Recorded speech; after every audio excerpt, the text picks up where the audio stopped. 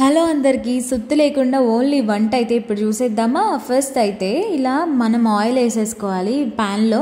So కొంచెం heat అవ్వగానే eggs మీరు క్వాంటిటీని బట్టి ఎంతమందికి అనేది చేసేసుకోండి. నేనైతే ఇద్దరికి చేస్తున్నాను కాబట్టి 3 eggs అయితే తీసుకున్నా. కావాలనుకుంటే ఇంకొక ఎగ్ కూడా యాడ్ చేసుకోవచ్చు అనమాట. సో దాంట్లో ఓన్లీ సాల్ట్ వేసి అయితే మనం సార్ట్ చేసుకోవాలి. ఎగ్స్ని అయితే మంచిగా ఫ్రై చేసేసుకోవాలి. సో మా చెల్లి అయితే ఇలా సాఫ్ట్గా చేసింది, కానీ అలా మాత్రం చేయకూడదు. కొంచెం అలా పీసెస్ లాగా తగులుతూ ఉంటేనే బాగుంటుందన్నమాట. సో ఇలా అయితే చేసేసుకున్న తర్వాత క్రంబుల్డ్ ఎగ్ని అది తీసేసుకొని పక్కన పెట్టేసుకొని, సో దాంట్లో మళ్ళీ ఆయిల్ వేసేసుకోవాలి. సో దాంట్లోనే ఈ ఉల్లిపాయ, మీకు కావాల్సిన కూరగాయలు అయితే యాడ్ చేసుకోండి. నేనైతే ఇక్కడ 3 types యాడ్ చేసుకుంటున్నాను. అవైతే నేను ఇక్కడ చూపిస్తున్నానండి. ఫస్ట్ అయితే ఆనియన్ యాడ్ చేసుకొని అది పచ్చివాసన అయితే పోవాలి పక్కాగా. సో పచ్చివాసన పోయేదాకా అయితే మంచిగా ఫ్రై చేసుకోవాలి, లేదంటే అక్కడక్కడ తగులుతుంది. ఇది అంతా ప్రాసెస్ కూడా హైలోనే జరగాలండి. సో ఈక్వల్గా మనకి ఫ్రై అయితే అవుతాయి అన్నమాట కూరగాయలు. సో అందుకని హైలో ఫ్రై చేసుకోవాలి. అండ్ ఇది ఇంకా ఏంటంటే చైనీస్ ఐటమ్సే కదా ఇవన్నీ కూడా, అందుకని చెప్పేసి హైలోనే ఉండాలి. సో దీంట్లోనే జింజర్ గార్లిక్ పేస్ట్ కూడా మీకు నచ్చినంత వేసుకోండి. నేనైతే ఎగ్ స్మెల్ రాకూడదు అని చెప్పేసి ఈ మాత్రం వేసా. ఓన్లీ గార్లిక్ వేసుకుని అద్భుతంగా ఉంటుందన్నమాట.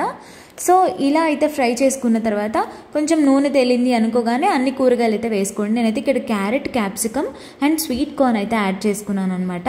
సో ఇవి కూడా మంచిగా సార్ట్ చేసుకోవాలి, అది కూడా హై ఫ్లేమ్లోనే.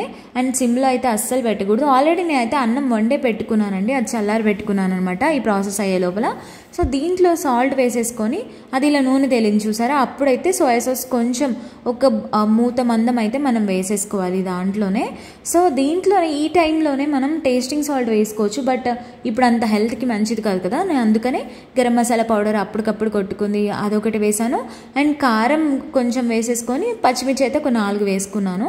సో ఇదైతే నేను ఇద్దరికి అని చెప్పాను కదా. సో ఎగ్స్ కూడా వేసేసుకొని 1 నిమిషం పాటు మసాలా పట్టేదాకా ఫ్రై చేసేసి వెంటనే అన్నం వేసేసుకొని, అన్నం కూడా ఎక్కువసేపు ఉంచకూడదండి, ఒక 2 minutes పాటు మాత్రమే ఉంచాలి ఇలా ఫ్రై చేసేటప్పుడు.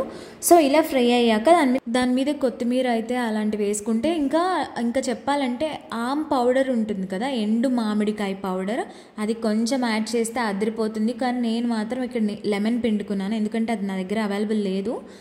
సో ఇలా కొత్తిమీరతో అయితే ఫినిష్ చేసేసాను దీన్ని. అయితే ఇలా ఒక 1 minute వేగితే చాలు. మొత్తం ప్రాసెస్కి హార్డ్లీ మీకు 5 minutes కంటే ఎక్కువ పట్టదు.